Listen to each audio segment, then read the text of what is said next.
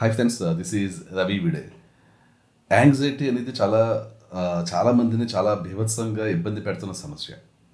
ఈ సమస్యతో చాలామంది చాలా కాలం నుంచి బాధపడుతుంటారు, సంవత్సరాల తరబడి బాధపడుతుంటారు. బట్ దీనికి సొల్యూషన్ అనేది దొరకదు చాలామందికి. యాంగ్జైటీ మెడికేషన్ అనేది టెంపరీ సొల్యూషన్, బట్ ఇది యాక్చువల్గా ఏంటంటే యాంగ్జైటీ మెడికేషన్ చాలా ఫిజికల్ ఇష్యూస్ని కలెక్ట్ చేస్తుంటుంది. సో ఎప్పుడు కూడా అసలు యాంగ్జైటీ మెడికేషన్ అనేది వాడకూడదు. అండ్ నేను చాలాసార్లు చెప్తుంటాను, యాంగ్జైటీ అనేది 90% ఆఫ్ కేసెస్లో అది మైండ్ రిలేటెడ్ కాదు, అది actually gut related. Only 10% of కేసెస్లోనే అది యాక్చువల్లీ మైండ్ రిలేటెడ్. పెరిగిన వాతావరణాన్ని బట్టి, లేకపోతే చిన్నప్పటి నుంచి మనకున్న అనేక ఇన్సెక్యూరిటీస్, అది వేరే వాళ్ళు మన మీద చూపించిన ప్రభావం వల్ల కలిగే ఇన్సెక్యూరిటీస్, ఇలాంటి వాటి వల్ల యాక్చువల్లీ యాంగ్జైటీ వచ్చేది కేవలం 10% వాళ్ళకే. మిగిలిన 90% వాళ్ళకి ఇది యాక్చువల్లీ ఒక ఫిజికల్ ఇష్యూ, గట్ రిలేటెడ్. అది స్టార్ట్ అయ్యేది గట్ నుంచి. మనం దీన్ని జాగ్రత్తగా మన డైజెషన్ ఇష్యూస్ ఏమైనా ఉంటే వాటిని ఫిక్స్ చేసుకోవడం కానీ, మనకి ఈస్ట్ ఇష్యూస్ ఉంటే, ఫంగస్ ఇష్యూస్ ఉంటే వాటిని ఫిక్స్ చేసుకుని కానీ మనం యాక్చువల్లీ యాంగ్జైటీని రివర్స్ చేయొచ్చు. ఎంత సీరియస్ యాంగ్జైటీ ఉన్నా కూడా వితౌట్ యాంగ్జైటీ మెడికేషన్ మనం యాంగ్జైటీ నుంచి బయటపడవచ్చు. నేను చాలాసార్లు దీని గురించి ఎక్స్ప్లెయిన్ చేశాను. అండ్ ఇప్పుడు మన ముందు యాంగ్జైటీతో చాలా సంవత్సరాలు బాధపడిన ఒక వ్యక్తి దాని నుంచి పూర్తిగా రికవర్ అయ్యి ఆయన ఇప్పుడు ఇక్కడికి రావడం జరిగింది. ఆయన ఆల్మోస్ట్ ఈ రవి వీడియో డైట్ని 84 days చేశారు, ఇంకొక 6 days ఉంది. ఆయన ఇక్కడికి వచ్చినప్పుడు ఆయనలో యాంగ్జైటీ చాలా క్లియర్గా కనిపించింది. అండ్ ఇప్పుడు ఆయన ఒక కాన్ఫిడెంట్ పర్సన్ కింద చాలా రిలాక్స్డ్గా మాట్లాడుతున్నారు. ఈ చేంజ్ చూసి నాకు చాలా చాలా హ్యాపీగా అనిపించి ఈ వీడియో చేస్తున్నాను. ఎందుకంటే ఇలాగ ఒక యాంగ్జైటీ నుంచి రికవర్ అయిన వ్యక్తి నుంచి మీరు యాక్చువల్లీ చాలా విషయాలు తెలుసుకోవచ్చు. ఆయనకి ఎంతకాలం పట్టింది రికవర్ అవ్వడానికి, ఎంతకాలం పాటు సఫర్ అయ్యారు, అండ్ ఇప్పుడు ఎలాగుంది, నెక్స్ట్ స్టెప్స్ ఏంటి, ఇవి కూడా ఇప్పుడు మీకు తెలియబోతున్నాయి. సో చెప్పండి, మీరు ఎంతకాలం నుంచి యాంగ్జైటీతో బాధపడ్డారు, అండ్ ఆ బాధ ఇప్పుడు ఎంతవరకు తగ్గింది మీకు? సార్, ఇది నాకు 2019లో ఇష్యూ స్టార్ట్ అయింది సార్. మా ఫ్రెండ్ వాళ్ళందరినీ నా బాధలో వాళ్ళు చెప్తా ఉండేవాడిని. వాళ్ళు ఒక అతను సేమ్ ఇంతే యాంగ్జైటీతో బాధపడుతూ గుంటూరులో మంచి ఫేమస్ హాస్పిటల్ సర్చ్ చేశారు. ఆడికి వెళ్ళాను. ఆడికి వెళ్తే సారు మొత్తం చెక్ చేసి 1 monthకి ట్యాబ్లెట్స్ ఇచ్చారు. అవి వేసుకున్నా తగ్గేది కాదు. బాగా హార్ట్ పల్పిటేషన్స్, ఏమన్నా ఫోన్ వస్తే మనకి ఫోన్ రింగ్ టోన్ వస్తే యాంగ్జైటీ వచ్చేసేది, టెన్షన్ వచ్చేసేది, హార్ట్ స్పీడ్ కొట్టుకునేది. నేను హార్ట్ ఇష్యూ ఏమైనా ఉందేమో అని చెప్పేసి పెద్ద పెద్ద హాస్పిటల్కి వెళ్ళేవాడిని. అక్కడ సిటీ, యాంజియోగ్రామ్, ఈ కాల్షియం స్కోర్, అదే టెస్ట్లు చాలా చేయించాను సార్. చాలా చేయించిన తర్వాత వాళ్ళు BP medications, next heart slow కావటానికి మనం మైండ్లో ఏదో కావటానికి దానికి మెడికేషన్ ఇచ్చారు. ఏమన్నా తగ్గలిస్తారు. ఇది మేబీ హార్ట్ బాగా ఫాస్ట్ కొట్టుకుంటుంది కాబట్టి పల్స్ రేట్ తగ్గించి దాన్ని బట్టి యాంగ్జైటీ తగ్గించడానికి ట్రై చేస్తుంటారు. అవునవును సార్, అట్లా చేశారు. ఓకే. సో స్టిల్ మీకు అలా కంటిన్యూ అవుతూనే వచ్చింది.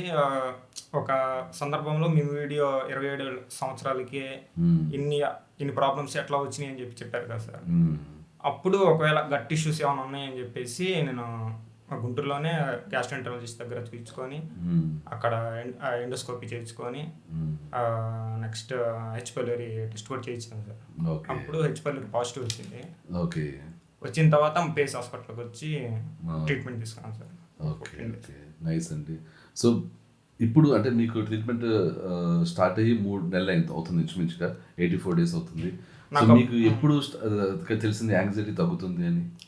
నేను అప్పుడు హెచ్ పైలోరీ ట్రీట్మెంట్ వాడిన తర్వాత ఒక 6 months అయిన తర్వాత నేను ఆగస్టులో ఎడకొచ్చాను సార్.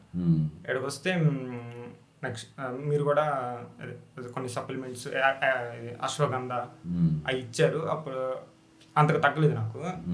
అంటే అశ్వగంధ వాడితే నాకు ఇంతకుముందు స్లీప్ ఇష్యూ వచ్చింది, చాలా అది బాగా క్లియర్ అయింది. ట్రూ కాల్మ్ అవి ఇచ్చారు, అయినా తగ్గలేదు నాకు. మళ్ళీ 3 months తర్వాత వచ్చాను. వస్తే అప్పుడు అదే క్యాండిడా ఇన్ఫెక్షన్ వల్ల కూడా అయ్యి ఉండొచ్చు అని చెప్పేసి డైట్ క్యాండిడా ఇన్ఫెక్షన్కి ట్రీట్మెంట్ ఇచ్చారు సార్. నాకు డైట్ స్టార్ట్ చేసిన 45 daysకి నాకు రిజల్ట్ కనపడింది. చాలా కాన్ఫిడెంట్గా, చాలా కాన్ఫిడెన్స్ వచ్చింది. నేను ఇట్లా మీతో మాట్లాడుతానంటే ఎంత కాన్ఫిడెన్స్. అవును, ఎందుకంటే నాకు గుర్తొస్తుంది 3 నెలల క్రితం మీరు వచ్చినప్పుడు యాక్చువల్గా మీరు ఆల్రెడీ ఒక రౌండ్ ఆఫ్ ట్రీట్మెంట్ ఫాలో అయ్యి అవును. స్టిల్ అంత ముందు యాంగ్జైటీతో వచ్చేది, నెక్స్ట్ టైం యాంగ్జైటీతో వచ్చేది. అప్పుడు నాకు కొంచెం బాధ కలిగింది, అదే ఇంకా స్ట్రాంగ్ ట్రీట్మెంట్ ఇవ్వాల్సింది అని చెప్పి. యాక్చువల్గా ప్రేక్షకులకు చెప్పేది ఏంటంటే, ఫస్ట్ టైం నా దగ్గరికి వచ్చినప్పుడు నేను డైట్ ఇవ్వలేదు, ఫస్ట్ సప్లిమెంట్స్తో ట్రై చేసి చూద్దాం అని చెప్పి సప్లిమెంట్స్ ఇచ్చాను.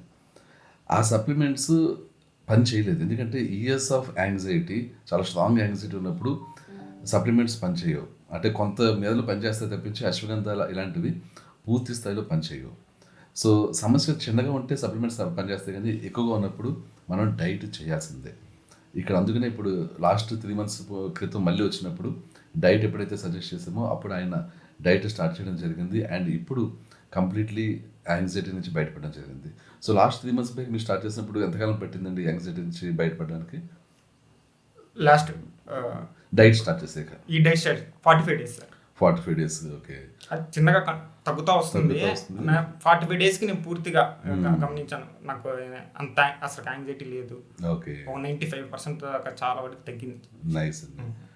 సో అదేంటి యాక్చువల్గా ఏంటంటే ఇంకా వేరే ఇష్యూస్ కూడా ఉన్నాయి యాక్చువల్లీ ఆయనకి. అవి కూడా ఒకసారి చెప్పండి, ఏమేంటి ఇష్యూస్ ఉన్నాయి, ఏంటి తగ్గినాయి మీకు? నాకు సెరిబ్రల్ డర్మటైటిస్ లాగా ఉండేది సార్. అవి అసలుకి ఇప్పుడు రావట్లేదు, ఇట్లా మచ్చల్లాగా ఉండేవి, అవి లేవు. నెక్స్ట్ డాండ్రఫ్ ఉండేది, చాలా చాలా హెవీ డాండ్రఫ్. నా 8 years అప్పుడు 8 years నుంచి స్టార్ట్ అయింది. మా ఫాదర్కి ఉండేది, మా తాతకు ఉండేది, వీళ్ళందరికి ఉండేది. ఫ్లేక్స్ ఇప్పుడు తలస్నానం చేసిన ఒక 3 days తర్వాత తలస్నానం చేసిన ఆ ఫ్లేక్స్ పోయేవి కాదు సార్, నాకు ఇక్కడ కనిపించి చెప్పేవాళ్ళు అందరూ, ఏంటి అసలు గడ్డ ఏంది అట్లా ఉందని చెప్పేసి. అది ఇప్పుడు తలస్నానం చేస్తే అయ్యే ఉండవు సార్. ఒక 3 daysకి కొంచెం పుట్లాగా రాలిద్దాము, కానీ 80%, 75 to 80% తగ్గింది. నాకు బాగా ముట్టెలు ఉండేవి సార్, మొత్తం చాలా ముట్టెలు ఉండేవి. నా బ్లాక్ స్కిన్ మీద ఇంకా బ్లాక్గా కనిపించేవి, అవి మొత్తం పోయినాయి సార్. కనపడుతుంది, చాలా స్మూత్ ఉంది స్కిన్. అందరు ఏమంటారంటే అసలు ఏంది రోజు రోజుకి వయసు తగ్గిపోతుంది. ఓకే, యాక్చువల్గా నాకు బాగా గుర్తుంది, మీకు అక్కడ మొటిమలు ఉండేవి, ఆ బ్లాక్ కలర్. అవి యాక్చువల్గా మొటిమలు కాదు, నాకు అప్పుడే తెలుసు, ఎందుకంటే అవి ఈస్ట్ రిలేటెడ్ బ్లాక్ స్పాట్స్ అనమాట అవి. మీకు అంటే ఎవరైనా చూస్తే మొటిమలు అనుకుంటారు, బాగా బ్లాక్ గా ఉండి మొత్తం మచ్చలు ఉండి మొత్తం లేవు సార్. అండ్ ఇక్కడ సెబరిక్ డర్మటైటిస్ అయితే కంప్లీట్లీ క్లియర్ అయిపోయింది. నైస్ అండి. ఓకే, సో అదే అండి, యాంగ్జైటీ అండ్ దాంతోపాటు కొన్ని స్కిన్ ఇష్యూస్ కూడా ఉండేవి. ఇవన్నీ ఎందుకు వస్తాయి యాక్చువల్లీ మనకి?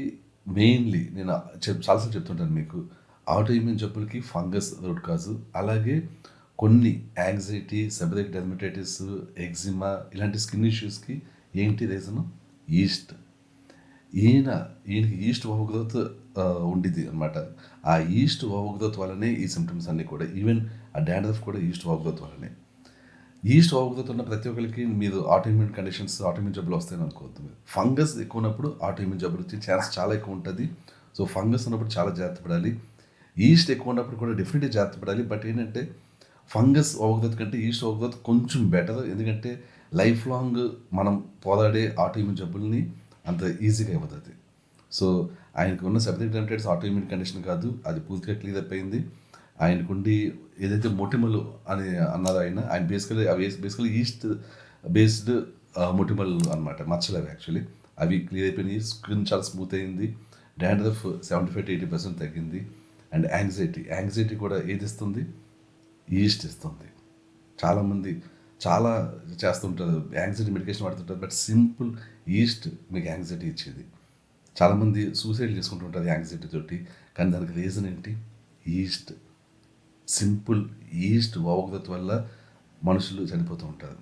సో అది ఈస్ట్ని మనం కట్టుదల పెట్టగలిగితే ఇలాంటి సమస్యలన్నింటినీ కూడా మనం కట్టుదల పెడతాం. సో ఆయన విషయంలో అదే సక్సెస్ అయింది. సో ఈస్ట్ ఓవర్గ్రోత్ ఉంటే చాలా జాగ్రత్తగా ఉండండి. ఫంగస్ ఓవర్గ్రోత్ ఉన్నా, ఈస్ట్ ఓవర్గ్రోత్ ఉన్నా, బ్యాక్టీరియా ఓవర్గ్రోత్ ఉన్నా కూడా జాగ్రత్తగా ఉండాలి. బ్యాక్టీరియా ఓవర్గ్రోత్ ఉంటే మీకు తెలుసు కదా, సీబో ఏంటంటే మీకు ఇలాంటి ఆటోఇమ్యూన్ జబ్బులు ఇవ్వదు.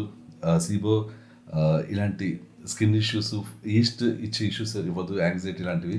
బట్ స్టిల్ సీబో డైజెషన్ని కొంచెం కష్టం చేస్తుంటుంది. మీకు యూనో గ్యాస్, బ్లోటింగ్, ఫ్లాట్లెన్స్ ఇలాంటివి వేస్తుంటుంది తప్పించి ఇలాంటి స్కిన్ ఇష్యూస్ ఇలాంటివి అవ్వదు. బట్ స్టిల్ ఓవగ్రత అనేది ఏది ఉండకూడదు. అది బ్యాక్టీరియల్ ఓవగ్రత ఉండకూడదు, ఫంగస్ ఓవగ్రత ఉండకూడదు, ఈస్ట్ ఓవగ్రత ఉండకూడదు.